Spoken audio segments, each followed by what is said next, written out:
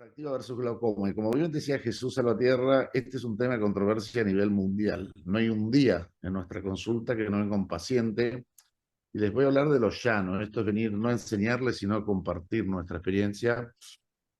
La semana pasada vi una chica de 25 años de Alemania, tratada con 4 fármacos, con la presión que se le escapaba, hipermétrope, típica mujer joven, 35 años, tratada con 4 fármacos que no regulan. Y uno ya empieza a pensar en SLT, en una cirugía, y cuando lo ve bien, hace el Evangelic, lo básico, lo primero que hay que hacer cuando vemos la cámara anterior, sin VM, sin OCT, simplemente poniendo la dura como nos enseñaron en la periferia y tiene un ángulo estrecho.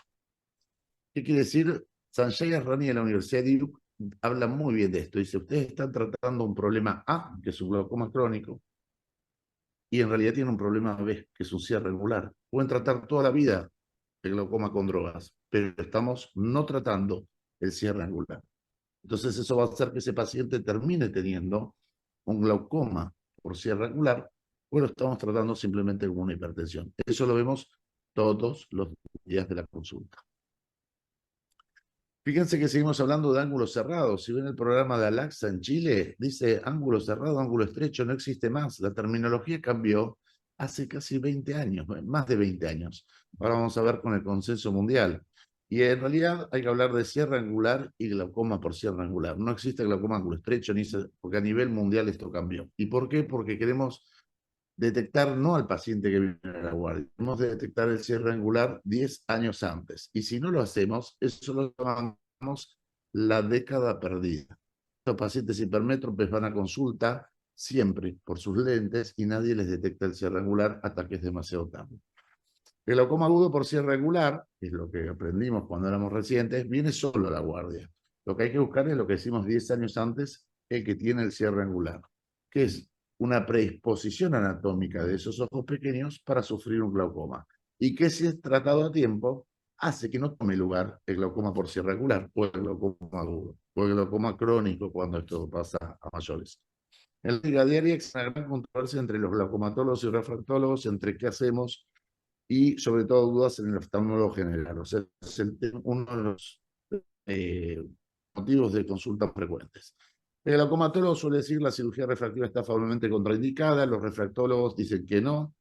En fin, Poncio Pilatos, como dice abajo, se lava las manos, ¿no? Y en realidad vamos a ver que dependiendo del vicio de refracción, dependiendo la edad del paciente y dependiendo si este cierre es funcional u orgánico, es decir, si es aposicional, no está pegado, o sinequial está pegado, vamos a tener distintas opciones. Fíjense que consenso desde el 2006 va a cumplir 20 años, hace 18 años hubo consenso mundial, quiere decir que más del 70% estuvieron de acuerdo con su experiencia.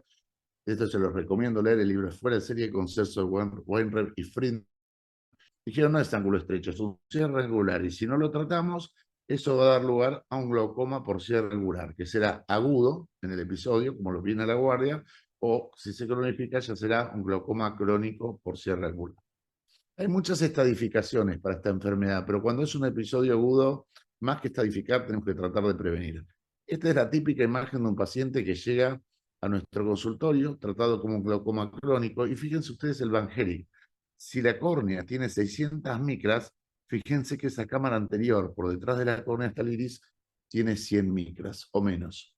¿Qué estamos haciendo? Estamos llegando tarde, como cuando no buscamos a los hijos, cuando nos perdemos un barco, nos perdemos un avión. Y esto es lo más frecuente de todo. Entonces lo importante es no llegar tarde.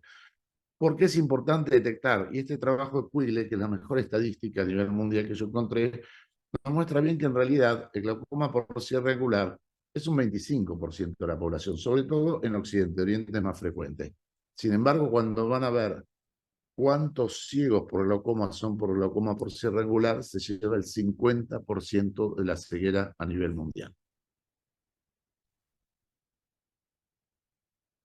Entonces, ¿frente a qué patologías predisponentes estamos? Todas estas, el bloqueo pupilar, el cierre angular, si es funcional, si es orgánico, el glaucoma cuando llegamos tarde, cuando llegamos muy tarde, el glaucoma por cierre angular, pero también está el plató, está el síndrome cuando hay síntomas, está el pseudoplató con los quistes atrás, están los pacientes con catarata y también vamos a tener pacientes con cristalinos claros, hipermétropes con cristalinos grandes transparentes. Y vamos a tener que dividir si estos pacientes son presbitas o no son presbitas para tomar la conducta que vamos a tener. Lo más importante para nosotros es el preexamen.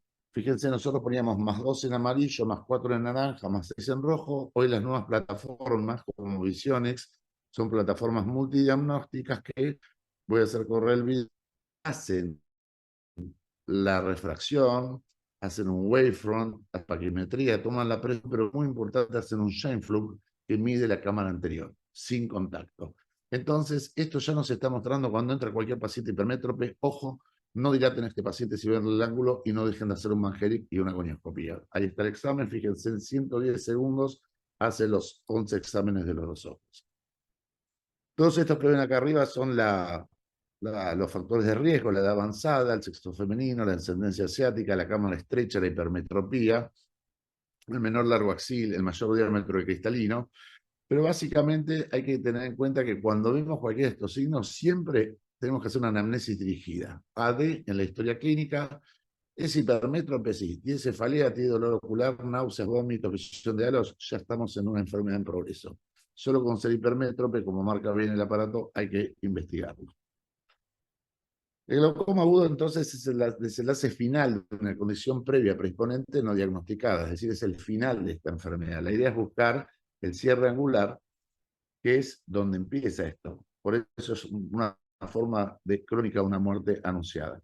En general, estos pacientes en los últimos 10 años fueron evaluados anualmente o bianualmente, siempre por su hipermetropía, siempre le dieron test y nunca le dieron, que es lo más importante.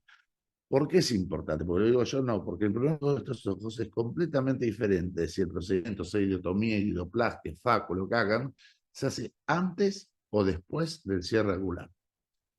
¿Y por qué cambia el pronóstico? Y Shields, ya en el 2011, dijo, porque cuando realizamos la idiotomía, o la FACO, lo que fuera, luego de un glaucoma agudo por cierre angular, el 72% de los pacientes requiere cirugía filtrante en el mediano y largo plazo. ¿Qué quiere decir? Llegamos tarde, vino con el agudo, le hicimos la idiotomía, le hicimos la FACO y ya hay un daño que se llama golpe de gracia, teoría de golpe de gracia, que dejó mal ese trabeculado. Por eso el interés de hacerlo antes, porque hacemos que este paciente nunca evolucione un glaucoma y la profilaxis es prácticamente un 100%. Nosotros nos hicimos la misma pregunta, lo publicamos en nuestra trilogía de glaucomas en el volumen 2. Y fíjense, este es el paciente común y este es el paciente cuando hace una trabeculectomía y tuvo un cierre angular. Hay un aplastamiento total de conducto Schlemm porque estuvo a 60 milímetros de mercurio. Lo publicamos en el libro, no lo publicamos en el journal porque Johnson ya lo había publicado en 1985. Este es un video que hace Felipe Medeiros y Weinreich de la Asociación Mundial de Glaucoma. Y acá muestra perfectamente lo simple que es esto, en sus diversas formas, y van a ver cómo está el bloqueo pupilar y después hay un bloqueo que también es angular. Entonces hay que ver muy, muy bien el tipo, ahora lo vamos a ver en la gonioscopía, en la UEMI, en el OCT, el bloqueo. Que muchos parecen el anteayer uno. Bloqueo pupilar primario, iridotomía, y no, en realidad es un platón y hay que hacer además una idioplastia. Cómo se hace el bloqueo pupilar y cómo se hace el bloqueo angular. El Van Helix es muy importante, pero es muy importante este trabajo de Van Helix mismo que muestra, ojo, que en el bloqueo pupilar primario, es decir, en el ángulo, en el cierre angular primario, siempre va a ser positivo en la periferia. Pero ojo, esos son los pacientes mayores, es lo común, pero los pacientes más jóvenes que tienen pseudoplato Van Helix, cuando llega acá, parece que está abierto, pero en realidad está cerrado por el índice en meseta. Entonces, es muy bueno en los cierres primarios, no es tan bueno en el plató o en el pseudoplató. Fíjense, esta maniobra que todos conocemos como maniobra de Forbes, en realidad la describió mucho antes Alexius Pranta Secrecia, que dice, apoyen un gonioscopio, hagan una gonioscopía dinámica, que es hacer fuerza con el lente Sussman, que tiene una área chiquita. Ven que en A está el ángulo bastante cerrado, en B, cuando hago una indentación, se abre y se despega todo el iris de la periferia. Entonces, ¿qué me dice? La maniobra de indentación es positiva. Este es un bloqueo funcional. ¿Qué quiere decir? Todavía estamos a tiempo de que este paciente nunca evolucione a un glaucoma crónico por cierre angular. Y si por el contrario, como ven en C, hacemos la indentación y el ángulo ya está bloqueado, aunque sea parcialmente, es decir, ya está pegado en la periferia, eso es un bloqueo orgánico o sinequial, y en estos casos la maniobra de indentación se llama negativa, y quiere decir, ojo, que estos pacientes no van a ir a iridotomía, no van a andar con iridoplastia y no van a andar con FACO. ¿Por qué? Porque voy a hacer la iridotomía o lo que fuera, la FACO, y el moracoso va a pasar a la cámara anterior para no irse a ningún lugar. Entonces, más importante que la UM, los CT y todos los estudios complementarios es hacer la maniobra de indentación y saber, ¿estoy frente a un funcional que lo resuelvo muy fácil o estoy frente a un orgánico donde sí o sí voy a una cirugía casi siempre combinada? Este es un libro, tuve el placer hace unos años de estar en Colombia y me tocó justo el curso de gonioscopía de 4 horas a mí y el curso de gonioscopía de 4 horas a Lawrence Alward, el mejor gonioscopista vivo en Estados Unidos. Y fíjense el gráfico que lo dibujó la hija, sacado una anatomía patológica donde nos muestra que parece un ángulo abierto, pero si se fijan bien en la periferia, el plató hace ese plató, justamente una meseta, pero es muy chiquita, es esto que se ve acá. Y cuando hacen la indentación, el adelantamiento del cuerpo ciliar hace que se indente con el ciclo de la M, que quiere decir que esto es un iris en meseta. ¿Por qué es importante? Porque si ustedes le hacen una iridotomía a un plató o un pseudoplató, puede tener igual el glaucoma agudo. Entonces, la vieja creencia es, hago la iridotomía y si bloqueo hago la iridoplastia. No, el consenso mundial dice, hazle la iridotomía y hazle la iridoplastia. Y si es un paciente mayor, de 50, o tiene catarata, o no tiene catarata y es hipermétrope, la FACO funciona también perfectamente bien. Y el único diagnóstico diferencial, si bien se trata igual, es el pseudoplató, que son mujeres jóvenes, en general con poliquistosis sistémica, quiste de ovario, quiste de tiroides, quiste de mama, quiste de cuero cabelludo, y tienen estos quistes que, como ven atrás, empujan el iris hacia adelante. El plató primario es para adelantamiento del cuerpo ciliar, y el pseudoplató son por estos múltiples quistes, que son todos hipoecoicos adentro, y se ven perfectamente bien, sobre todo con la UVM. Con el OCT es bastante más difícil de verlos. Acá a la izquierda tiene una mayor indentación positiva en un cierre primario. Ven que yo hago presión y se abre el ángulo perfectamente. Acá tiene el plató. Fíjense que yo hago presión y se ve esta M acá, que es el cuerpo auxiliar, que es el diagnóstico diferencial con la gonioscopía. Y acá ya tengo una maniobra de indentación negativa. Acá llegué tarde. Abajo tienen los OCT. Fíjense, acá está el cierre primario. Acá está el plató. Fíjense que tiene, sube y después se abre el ángulo. Antes lo llamábamos, antes del 85, se llamaban ángulos abiertos de entrada estrecha. Es decir, parecen abiertos, pero se estrechan en la periferia.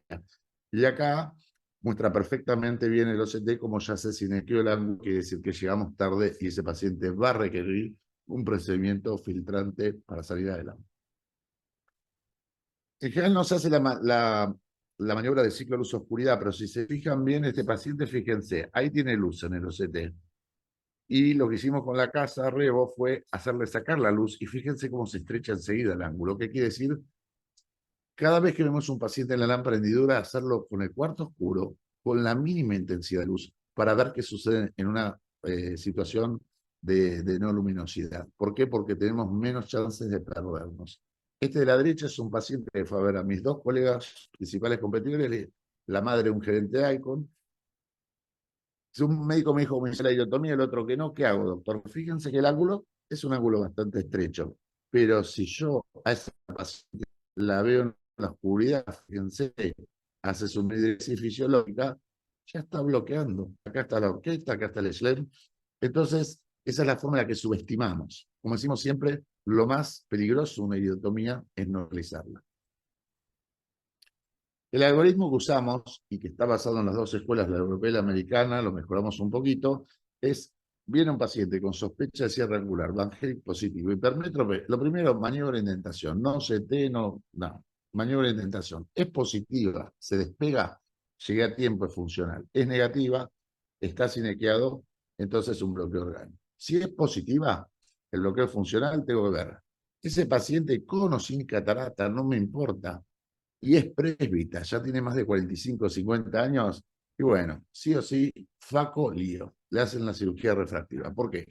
Son pacientes hipermétropes altos, no acomodan de cerca, y si no tienen pseudofoliación, hasta pueden usar hoy, lo vamos a ver al final, lentes multifocales o pentafocales, y estos pacientes de +4, +6, son pacientes que están inhabilitados visualmente, tienen peor visión que un paciente con cataratas. Si tiene cataratas, ni hablar, nada que discutir tampoco. Ahora, si me toca la misma situación en un paciente de 35, 40 años, que es joven, que tiene medios claros, 20/20, no es présbita y no es un gran hipermétrope, y bueno, en esos pacientes la iridotomía, y si es un plato o un pseudoplato, la iridoplastia. Son formas. Mientras el bloqueo es funcional, los láser o la FACO me funcionan bien. Si yo hice la maniobra de indentación y se está pegado, es decir, ya se bloqueó, acá ya estamos frente a un combo, por cierto, angular, la idea es distinta. Si es reciente, hay una maniobra, si es menor a 3 o 6 meses, que es la facogoniocineciolis, que la vamos a ver a continuación, pero solo si saben que es reciente. Y si ya tiene más tiempo de eso, o facoválvula o faco ciclodestrucción. En esto hay mucha discusión, lo vamos a charlar ahora. Básicamente mucha gente sigue haciendo trabeculectomía. Si ustedes leen el trabajo original de Kearns, el inventor de la trabeculectomía, dice contraindicada en ángulo estrecho. ¿Qué quiere decir? El ángulo se pegó y ustedes tienen la excelente idea de abrir una ventanita con todo el diafragma idiocristalino haciendo fuerza adelante, bajar la presión en la cama anterior, y eso nos lleva directamente a un glaucoma maligno. ¿Mm? Por eso la idea es siempre facoválvula, o en nuestro caso hacemos mucho más facociclodestrucción o facotermólisis. Vamos a ver algunos casitos. ¿Se escucha bien, Miquel, hasta ahí? ¿Bien con el audio? Perfecto, perfecto, Juan. Excelente, ¿Sí? excelente. Perfecto. Cualquier cosa me dices. Paciente joven, 35 años, no présbita, acomoda bien de cerca, cristalino transparente 20/20. Este paciente sin corrección ve perfecto, pero tiene un cierre angular. O me puede tocar un paciente mayor, 50 años, présbita, hipermetro M+4, este ya ve 20/200. Este como si tuviera cataratas sin lentes. Entonces, si el paciente joven haga una iridotomía, fíjense, los CT me muestra que no aumenta la profundidad de cámara anterior, pero me aumenta la periferia. ¿Qué hice? Conecté, igualé las presiones de la cámara posterior con la anterior. ¿Por qué? Porque es funcional y va a drenar. A este le salvamos la vida y nunca va a ser un glaucoma agudo por cierre regular. Ahora, si el mismo paciente con bloqueo funcional ya es présbita, tiene más de 45 o 50 años, hipermétrope, no me importa si tiene catarata o no. Este es un paciente que le cambian la vida. El de la izquierda les regala un dulce, el de la derecha les regala un cajón de champán. ¿Por qué? Porque le cambian la vida. Toda la gente quiere ver mejor. Entonces, este es el caso que se puede hacer una iridotomía, sí, pero este es un paciente que a esa edad le puede cambiar de cristalino y le van a cambiar la vida. O sea, va a pasar de 20/200 a 20/20, 20/25, y ni hablar con los nuevos lentes que vamos a ver con la barometría. Ahora, si tengo la misma situación y el bloqueo funcional no se pegó, pero ya tengo un plató, un pseudoplato, otra vez, el paciente claro, joven, fíjense, ahí bien que el ángulo parece abierto, pero después se hace estrecho. Este es el plató, por eso se nos pasa muy seguido con el Evangelic, y ahí la UM y los CT son esenciales. Si realizo la iridotomía sola, puede hacer un bloqueo angular, porque la iridotomía neutraliza el bloqueo pupilar, pero no el bloqueo angular. Y esto mucha gente en Centroamérica sobre todo dice, no, le hago la iridotomía y si bloquea le hago... No, no, no. Hay consenso mundial de hacer iridotomía, iridoplastia en ambos ojos en la sesión de diagnóstico. Entonces, le hago la iridotomía, fíjense, pero también le hago la iridoplastia. Y fíjense cómo se hace bien el ángulo. Entonces, paso de la imagen de arriba a la imagen de abajo. Saqué el bloqueo pupilar y saqué con la iridoplastia el bloqueo angular. Si lo mismo me pasa, el mismo, pero mayor, hipermétrope, présbita, a ese paciente no dudo en hacerle una facorefractiva. No importa si hay catarata o no hay catarata. Sobre eso hay consenso en la Academia Americana de Oftalmología a partir de los 50 años, en Europa para los 45. Fíjense este ángulo y fíjense el ángulo de abajo. Le hemos abierto el ángulo completamente y le hemos cambiado la calidad de vida. Entonces estos pacientes terminaron con el problema simplemente con una cirugía facorefractiva. La iotomía la conocemos todos. Hoy con los equipos nuevos se hace con 1 milijoule, no usamos más potencia que eso. 2, 3 disparos, a veces me da vergüenza lo corto que es el procedimiento cuando se cobra, pero la verdad es que se puede hacer muy bien. Esta es una iridoplastia con Only Green, la regla mnemotécnica 200 watts, miliwatts, 200 segundos y 200 de spot. No hace falta usar mucha más potencia, excepto los iris muy claros, y ustedes van a ver que cuando disparan ya ven cómo se coagula el tejido y cómo se achica, y enseguida van a ver que los Helix se positiviza la lámpara en el mismo láser. Y como dijimos antes, si el paciente es mayor, va a hacer la FACO directamente. O sea, pacientes jóvenes láser, pacientes hipermétropes, presbitas y mayores, la FACO. Porque estamos hablando siempre de bloqueos funcionales donde no se ha pegado. Ahora, llegamos tarde, que es lo más usual, y el paciente viene con su bloqueo, que hacemos la maniobra de indentación, y es orgánico, que es decir, ya se pegó. La idiotomía, ¿por qué está contraindicada y se la hace todo el mundo? Voy a pasar el acuso de la cámara posterior anterior para que no pueda filtrar por el trabeculado. Y la iridoplastia, lo mismo, me va a profundizar la cámara periférica y no voy a ningún lado. Y la FACO es terrible, ¿por qué? Porque la FACO no va a pasar nada en un lugar, la gran cámara posterior. Si el bloqueo es reciente, que ustedes saben, fue entre los 3 meses a 6, yo prefiero 3, en esos casos sí, nosotros hacemos la FACO y le hacemos la goniosinequiolisis, que es poner viscoelástico pesado en la periferia de la cámara con el lente intraocular ya en el saco, y entonces hacemos esa tracción que ven esos pliegues blancos, es donde no hay depositado pigmento, y traemos la pupila al centro. Este es el trabajo de Robert Rich, fíjense, con la FACO y la goniosinequiolisis y bloqueos recientes bajan de 30 milímetros a 13 milímetros sin medicación, 52 de 52 pacientes, quiere decir que hay una chance intermedia de que si esto pasó de poquito, la FACO más la goniosinequiolisis nos puede ayudar. Y este es el caso pivote, esto lo hice hace 6 años, es una chica venezolana de 24 años. Ella venía migrando con la familia de Venezuela a Colombia, de Colombia a Panamá, y a mí me llega, trata de porcelar con una idiotomía que se hizo tarde, con una idioplastia, que también se hizo tarde. Fíjense, la UVM acá a la derecha está totalmente pegado el iris en la periferia, que decir, este bloqueo ya es orgánico. Yo hago la maniobra de indentación y no puedo ver el trabeculado, está pegado en 360. Y esta chica es una hipermétrope más 6. Esta chica no ve cuentadedos, sino lentes, pero además viene milímetros de mercurio, con 4 horas, 2 de acetazolamida oral diarios. Papila 0,7 y campo normal. Esta chica, a los 24 años, aunque vea bien, está sentada sobre una bomba de tiempo. ¿Y qué nos demuestra esto? La idiotomía es buena si fuera funcional. La idioplastia también. La FACO sola no va a funcionar porque está todo pegado. En la FACO refractiva tampoco. Acá tenemos que hacer FACO válvula, que es lo que hicimos toda la vida, o FACO ciclodestrucción. Nosotros en este caso, fue el primero que hice de hecho, ahí ven el ojito chiquitito, el cristalino puesto ya el lente, y ahí hacemos la termólisis. Esta chica regula en 10 o 12 milímetros sin medicación, con un bloqueo orgánico, y tiene una visión de 20-20 con su lente intraocular. O sea, le cambiamos la vida en su visión y además sigue con la papila normal y el campo visual normal. Hay gran controversia sobre si es mejor la facoválvula que hacíamos o la facotermólisis. Nosotros cambiamos hace 7 años a la facotermólisis, nos encanta poner válvulas, pusimos todas las válvulas, pero la sobrevida de las células endoteliales en un glaucoma que tiene un ángulo que ya es estrecho, que tiene un menor conteo endotelial por los ataques subagudos que ya viene teniendo, es del 22% con la válvula contra el 5% en 2 años. ¿Qué quiere decir? Pierden entre 4 y 5 veces menos células con una ciclodestrucción. Y no hay que olvidarse nunca lo que dice Jonas, small eyes, big problems. Hacer una cirugía incisional en un ojo pequeño siempre en las mejores manos puede dar lugar a un glaucoma maligno, a una efusión coroidea, a un desprendimiento coroideo. Entonces, nosotros hemos cambiado y hacemos la FACO con la termólisis y tenemos una sobrevida endotelial a 7 años a nivel mundial, 4 o 5 veces mejor que poniendo cualquier válvula. Entonces, para ir terminando, ¿cuáles son los guidelines que les podría dar? Si el cierre es funcional y no está pegado, yo hago la maniobra de indentación y es positiva, se abre el ángulo, puedo hacer una idiotomía láser. Si es un plató, le agrego la idioplastia. Le puedo hacer la FACO, tenga o no tenga catarata. Si es presbita mayor de 50 años, hipermétrope, no se discute en ningún lugar del mundo. Lo que sí está contraindicado desde Kearns es a ese ojo chiquito, comprimido, con toda la presión en la cámara posterior, no tener la visión de idea de entrarse una trabeculectomía. La pueden hacer, pero el riesgo es altísimo.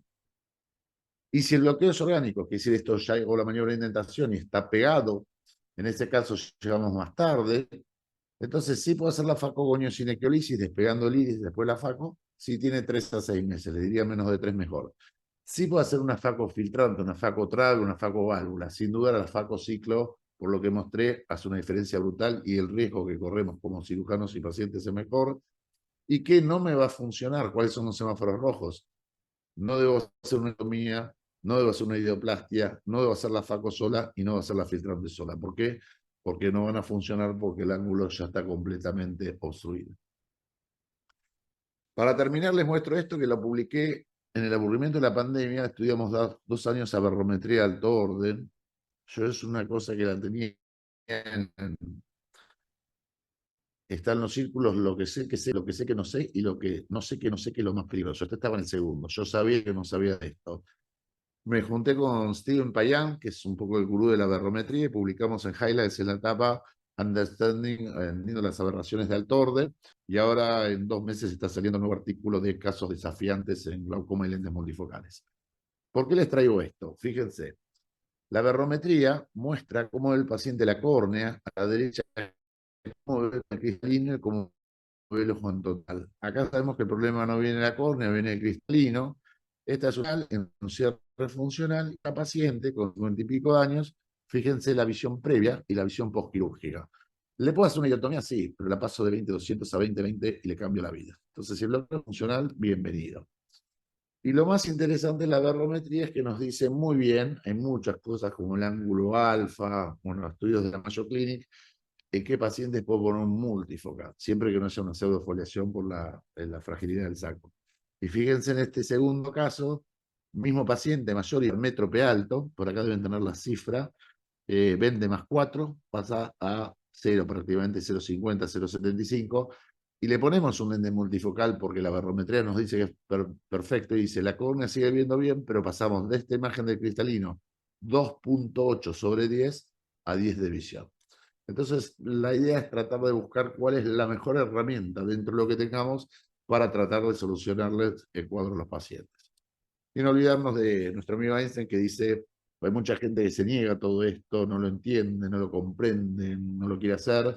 Y Einstein decía, si quieres resultados diferentes, no sigas haciendo lo mismo. Entonces yo creo que es ya 18 años después de tiempo de que las cosas están bastante claras y que se pueden hacer fácilmente. Hasta ahí llegamos con la presentación.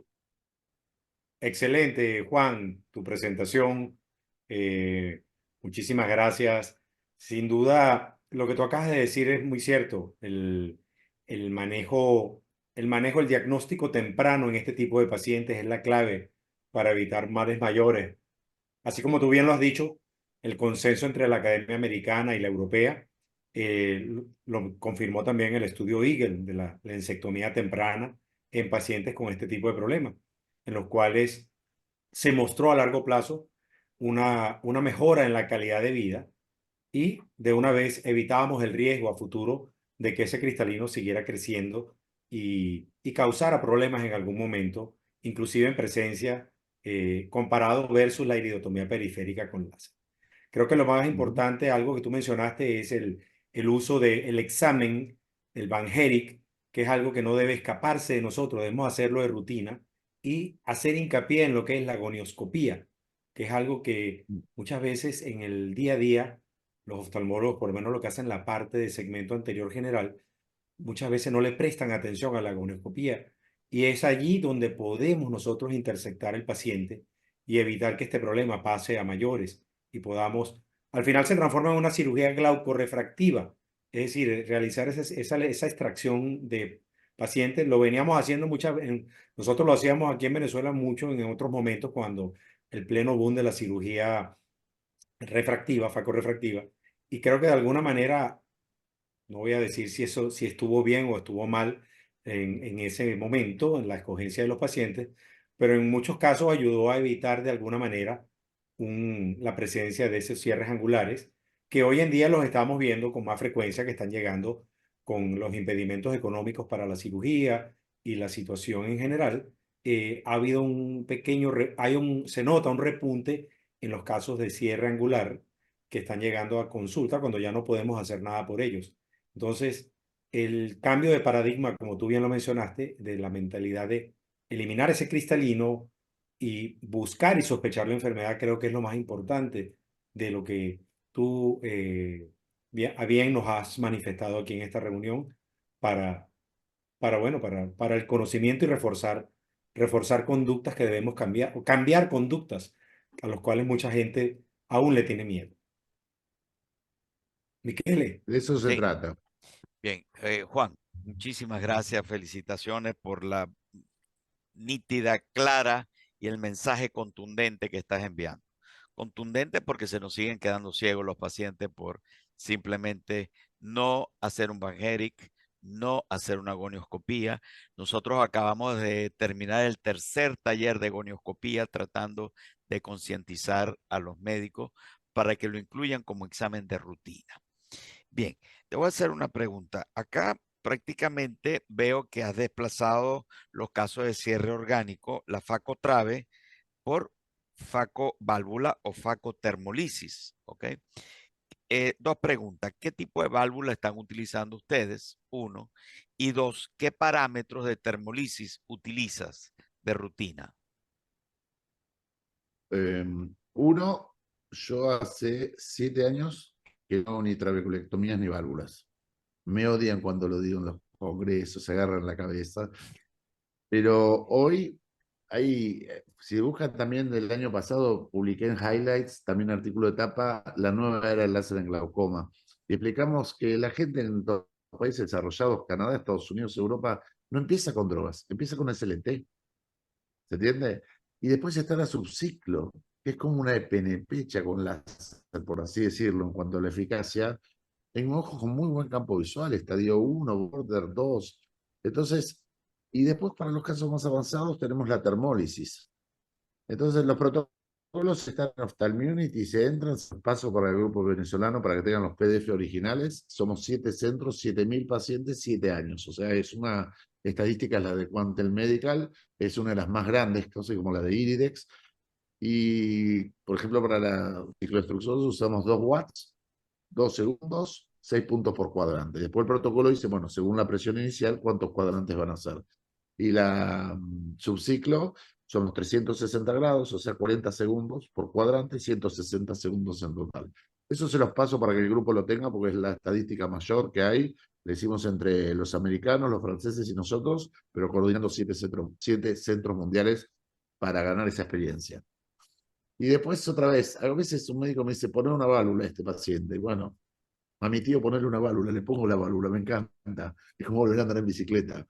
Pero la realidad es que cuando ves las extrusiones, las infecciones, las endoftalmitis a largo plazo, con todo bien hecho, ¿no? Válvulas mal puestas, con el paciente viene con la válvula en la mano, vemos todos los días, pero con todo bien hecho tienes eso. Y la pérdida de células endoteliales es una sobrevida de 5 a 7 años. A este paciente ya tiene glaucoma, que tuvo un cierre angular, que de un bajo conteo endotelial le estoy poniendo un insulto a la córnea que mata el 22% cada 2 años. O sea que en 5 o 10 años va a ir un trasplante de córnea. Le estamos agregando un trasplante de córnea endotelial tónico, pero, o sea, se entiende de lo que hablo y no sí. estamos poniendo un tubo en un ángulo abierto, donde el tubo lo voy a poner paralelo al iris acá como en un míope, un hemétrope fáquico, ¿no? O en un pseudofáquico como fácil, así. No, acá tengo un ángulo que ya se pegó todo. ¿Dónde estoy poniendo el tubo? Pegadito al iris y pegadito a la córnea. No es la misma anatomía, la anatomía fue distorsionada previamente. Entonces, ¿la sobrevida de los tubos es mejor en estos casos? No, es bastante mala. Y la trabeculectomía, muchos dicen, yo hago trabe y me va bien. Si tú tienes pegado el iris, que cubrió la banda del cuerpo ciliar, el espolón, el SLEM y quizás la línea Schwalbe, por decirlo, cuando entres a hacer la trabeculectomía, ¿a dónde vamos a entrar? Al vitrio directamente, a tener una hemorragia expulsiva. Y como dice Jonas, no es muy buena idea si tengo un globo chiquito de alta presión, con todo empujando hacia adelante, bajar la presión en la cámara anterior. Porque lo más es que voy a tener una hemorragia expulsiva o voy a tener un coroides hemorrágico. Un desprendiendo coroides hemorrágico en el postquirúrgico es lo mismo que la expulsiva que pasó un poquito después con la hipotonía. Basta tener 3 o 4 pacientes de esos, como a mí me ha pasado, porque uno aprende así, para decir, ¿puedo evitar toda esta situación? Sí. Si ustedes no entran al ojo, como es la subciclo y como es la termólisis, ustedes los padres del chico, la esposa del paciente, todos sabemos que el paciente va a salir viendo. ¿Y saben qué dice toda esta gente cuando sale la facocico o la facosubciclo? Doctor, usted solo me ha operado de cataratas, lo que tú quieras. Porque salen con su 20/20, con su pupila, perfectos, no tienen puntos, no tienen ampolla. Piensen que la trabeculectomía y la válvula siguen dependiendo 100% de la cicatrización del paciente. Los procesos ciclodestructivos, ¿no? Ok. Perfecto. Ahí hay varias Eh, preguntas, Jesús. Sí, Juan, quería enumerarte aquí unas preguntas que están haciendo los asistentes. Más o menos la entiendo así. Si tenemos un paciente con sinequias extensas mayores a 180 grados, un cristalino con cierto grado de opacidad y de 45 años, plantearías en él, se podría plantear en el FACO más lente más válvula en cámara anterior, o en qué casos podría plantearse, ya lo habías comentado, vitrectomizar para que el tubo vaya en cámara vítrea y esté lo más alejado posible de del endotelio corneal. Es lo que entiendo por la pregunta, por la forma en que la estoy leyendo, ¿no? Sí, Dalí. Esos pacientes, antes hacían eso, eh, fíjense que Alvarado en Estados Unidos los tubos solo los pone retroiridianos con vitrectomía anterior, únicamente, porque entiende lo que les acabo de explicar. Él Sí, tuvo la idea. A un paciente así hay que hacerle una barometría. Si ese paciente es joven, entonces si le puedo poner un multifocal, me va a hacer la diferencia. No dejarlo con lentes de cerca ni de lejos. Y nosotros hacemos así. Si el campo tiene un nivel 1 o 2 de Brusini de comienzo, hacemos una faco subciclo. Y si tiene un nivel 3, 4, 5, un poco más avanzado, vamos a faco ciclodestrucción o facotermólisis. sí. Por lo mismo que dijimos antes, la morbilidad de la vitrectomía ya es grande. Ya tenemos un paciente que se le cerró el ángulo, ya tiene glaucoma, ya tiene daño, ya tiene menor conteo endotelial. Otra vez volvemos a la idea, ¿por qué le voy a agregar un tubo? ¿Por qué me voy a ir a un trasplante en 7 años? Sí, sí. Perfecto. ¿Aló? ¿Me escuchan? Perfecto, perfecto. Sí. Hay otra pregunta por acá, Juan. Cuando hablas de termólisis, que bueno, es termociclo, como tal en el caso de los láser Quantel, se refiere a ciclo destructivo, a un proceso ciclodestructivo básico. ¿O es FACO combinado con micropulso o es combinado con un proceso ciclodestructivo? Y si puedes aclararnos un poquito, ¿cuántos cuadrantes haces en este tipo de pacientes cuando haces una termólisis? Una termociclo de destrucción. Termociclo de Es destrucción. así. Les voy a pasar los guidelines hoy a ti, Apetito, para que los tengan. Están en PDF Ujú. en español para que los tengan. Nosotros los tenemos colgados en todos los quirófanos. Nosotros cuando las compañías venden los láseres vamos, ahora estuve en Honduras haciendo esto, les mostramos el protocolo, hacemos los pacientes y los certificamos porque es muy sencillo, pero hay que hacerlo bien como todo. Sí. Como dijimos recién, si el campo visual es de inicio, nivel 1, nivel 2 border, y vas a combinarlo o no con FACO, eso siempre es subciclo o micropulso, que es lo mismo, son distintos nombres de lo mismo, Ujú. que es el láser micropulsado. ¿Qué quiere decir? Que de cada 2000 milisegundos, 100 milisegundos hay las y 1900 no hay. Entonces es un proceso microablativo no destructivo. Por eso se usa de inicio a moderados. Ese se hace siempre entre 160 grados, 40 segundos, o sea, 8 pasadas de 5 segundos en cada cuadrante, y se hace a 3 milímetros del limbo. Por eso la sonda de IRIDEX se llama MP3, Pars Plana Pro. Vamos a dar Pars Plana. En Sí. cambio, la termólisis o ciclodestrucción se hace en glaucomas más avanzados, siempre, no tiene nada que ver con la vieja ciclodestrucción, que no sabíamos para dónde iba, nada que ver. Eso era Ujú. ojo ciego y doloroso. Se quedó con esa longitud focal perfecta. Dura 2 segundos, watts, 7 cuadrantes, 7 puntos por cuadrante, separados como el SLT, un puntito de por medio. Y ahí hay un protocolo donde si el paciente está con 4 drogas y 500 miligramos de acetazolamida, hasta 20 milímetros le haces un cuadrante, hasta 30 le haces 2, 45 le haces un patrón smile, como una sonrisa pasando 2 cuadrantes y medio, y solo arriba de 60 milímetros de mercurio le hace los 3 cuadrantes. Por ley, jamás se hacen los 4 cuadrantes, porque esos son los únicos casos que dan tisis bulbi. En el grupo mundial En 7.000 casos, ninguna tisis bulbi porque se siguió el protocolo.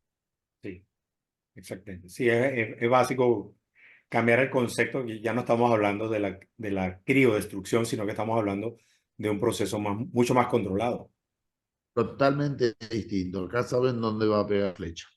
Fíjate que se repite la pregunta más o menos ciclodestrucción, aún con muy buena agudeza visual, porque bueno, la gente tiene ese temor de que asociamos ese proceso con una disminución franca de la agudeza visual en este tipo de pacientes.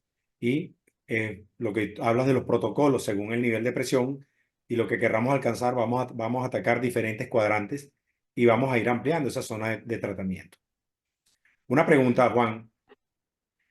El, en los casos de paciente con iris en meseta o un iris plató o con un síndrome de iris plató en lo que contemples una cirugía de catarata, ¿qué piensas de hacer la endociclofotocoagulación parcial de los procesos ciliares para tratar de llevar un poco ese diafragma hacia atrás? Yo te diría que, primero, hay que diferenciar lo que dijimos en la presentación, que es más viejo que todos nosotros, Ujú. lo de plantas y las maniobras Forbes. Si es Sí, funcional, no hace falta, porque cuando tú pongas el lente, ese se va a ir para atrás. Y si el sí, paciente es joven, le vas a hacer la iotomía y la iridoplastia, y la iridoplastia abre el Vangelic, lo triplica prácticamente, lo duplica. No es una FACO, perfecto. pero compra muchos años. Sí, Entonces, ahí no hay nunca ciclo de destrucción, porque no hay glaucoma, es un cierre funcional que lo estamos volviendo ángulo abierto. Hay un bloqueo en un plato, en un pseudoplato orgánico, se pegó, en esos casos sí.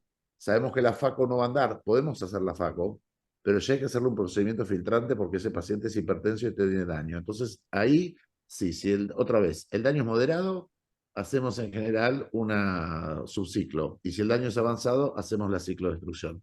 En general van a encontrar siempre, o casi siempre, que los bloqueos funcionales de cualquier tipo van con presión normal, nervios normales o casi normales y campos normales.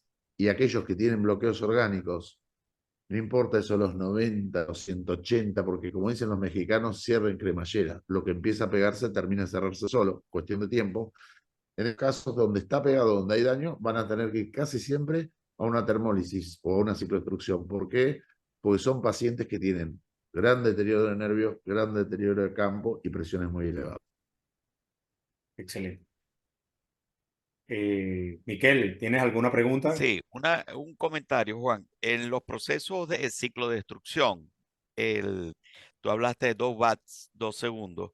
Yo estoy ahora utilizando lo que es el slow cooking. O sea, estoy bajando un poco el poder y aumentando a 1.25 watts y en vez de 2 segundos, 4 segundos. ¿Ok? Entonces, no escucho el pop, el famoso pop de la necrosis coagulativa y funciona bastante bien, ¿ok? Entonces, es una variante del proceso ciclo destructivo y el objetivo final se sigue alcanzando, ¿ok?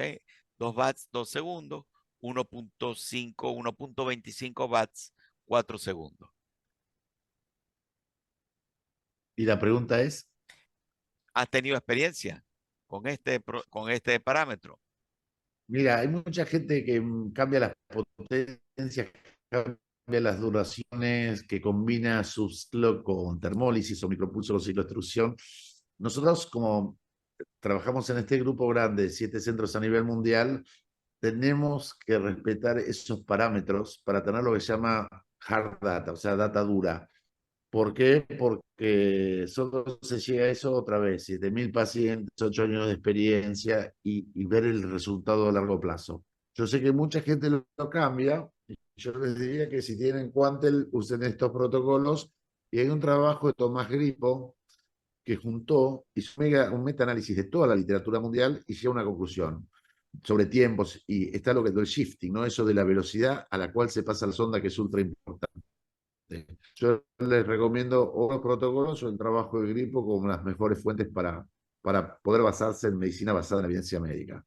Y una cosa fundamental que la van a ver en todos los protocolos, no olvidarse, como igual que la gonioscopía en la clínica, transiluminar.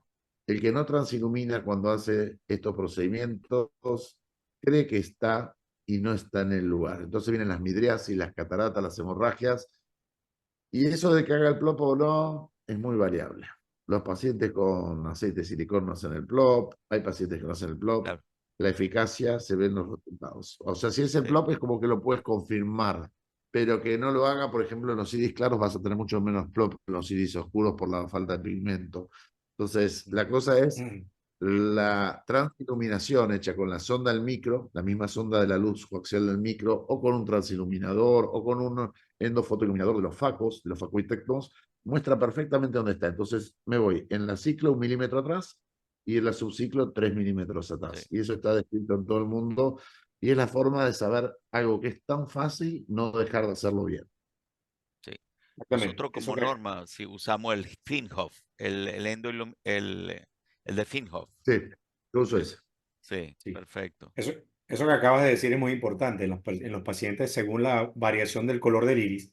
Es algo que uno observa que el plop es mucho menos frecuente, pero los resultados realmente uno lo ve al día siguiente. Comienza uno a ver pacientes con presiones intraoculares mucho más bajas, sin haber, de repente escuchas 3 plops a lo largo de toda la aplicación del láser en la fase de termociclo, pero el resultado te dice que fue efectivo el tratamiento, porque el paciente realmente cambia completamente el control de la presión.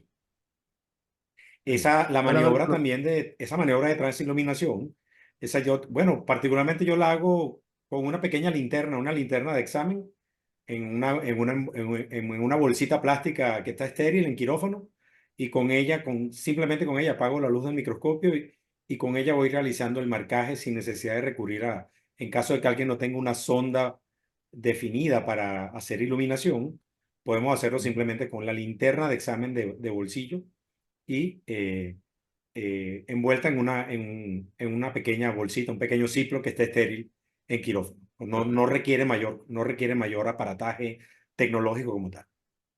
y les adelanto que Quantel, ya IDEX lo hizo antes, pero Quantel también está sacando una sonda S que es con transiluminación incluida, Sí.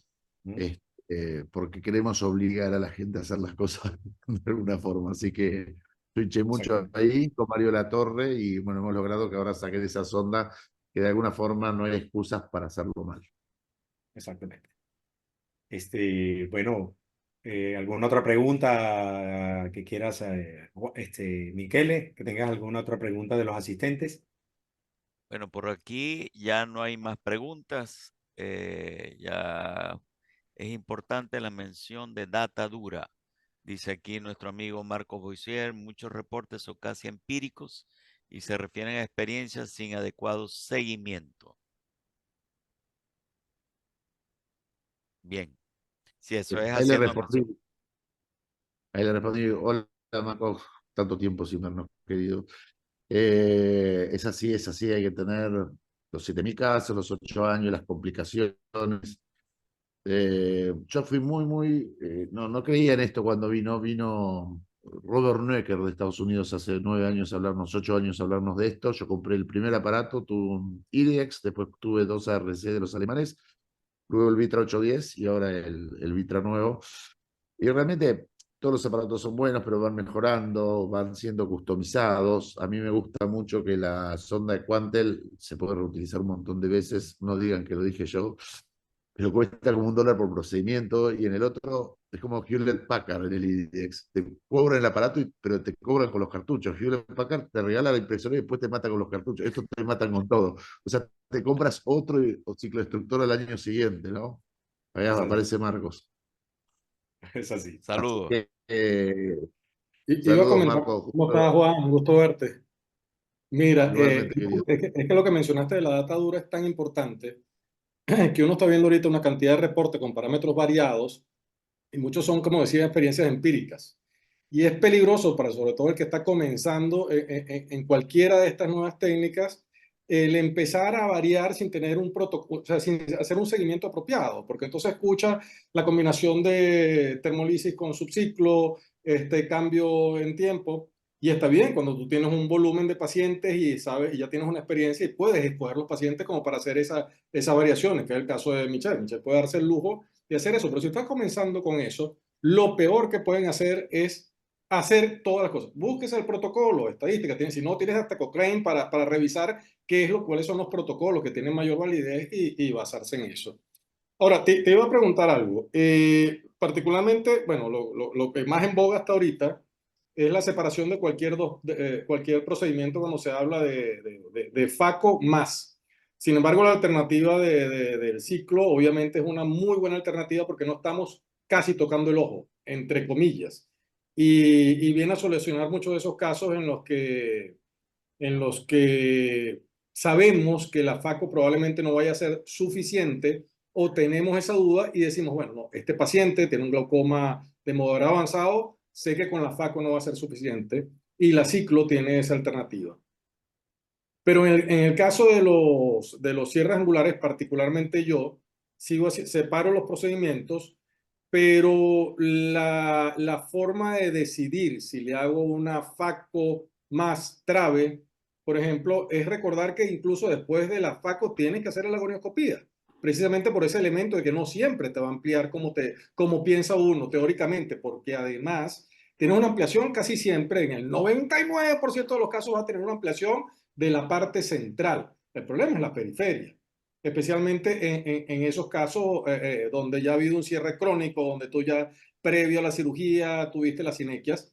Trato de combinarla si es posible con haciendo la tracción del iris, haciendo la plastia, que ahí hay otro elemento. Tengan cuidado cuando hagan eso, porque yo he visto iridodiálisis por una tracción excesiva. Porque a veces no se tiene el tacto suficiente y hay que recordar que son iris atróficos. No es el iris grosito, bonito, muchas veces son iris atróficos mucho más endebles. Entonces sí es bueno hacer el iridoplastia.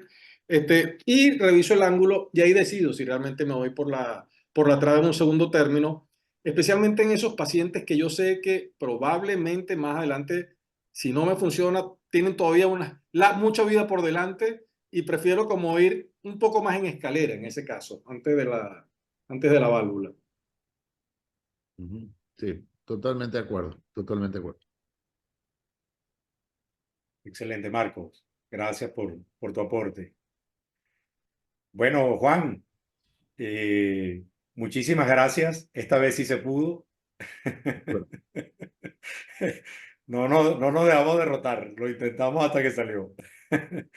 Sí. Bueno, ha sido para mí y para todo el grupo venezolano de glaucoma un honor tenerte aquí presente con nosotros, compartiendo tu experiencia. De una vez, desde ahorita, quiero extenderte una cordial invitación a que vengas a nuestro Congreso Venezolano de Oftalmología a realizarse en noviembre en un lugar que sé que eres pescador y que te va a encantar, que es la isla de Margarita. Quisiéramos contar con tu presencia por acá y vamos a hacer todo lo posible para que estés en tierras venezolanas compartiendo conocimientos con nosotros y haciendo nuevos amigos y reforzando viejas amistades también. Muchísimas gracias por tu tiempo y bueno, por permanecer firme hasta que logramos hacer este webinar. Muchas Este webinar ha gracias. sido, gracias a ti. Este webinar ha sido grabado. Nosotros me están creando un canal que se va a llamar Glaucoma Venezuela, un canal de YouTube, donde vamos a ir colgando todos estos seminarios y otros tipos de materiales que vamos a ir generando para que las personas puedan en cualquier momento refrescar conocimientos o aquellos que no hayan podido asistir puedan, acceder a la charla, por lo menos una charla de esta calidad como la que ha dado el doctor San Paulesi. Juan, muchísimas gracias. Muchísimas gracias a ustedes, el placer es mío. Marcos, bueno, a todos, Miquel, espero nos vemos en Margarita, que es un buen destino. Dios mediante. Gracias, Juan. Gracias. Dios Gracias mediante. a todos. Gracias, Marco. Bueno, muchas gracias, Miquel, por el espacio del Zoom, de tu plataforma Zoom. Y bueno, feliz noche para todos. Espero que haya sido de provecho para todos y de muchos nuevos conocimientos de esta reunión. Nos vemos en marzo en la reunión siguiente. Gracias y feliz noche.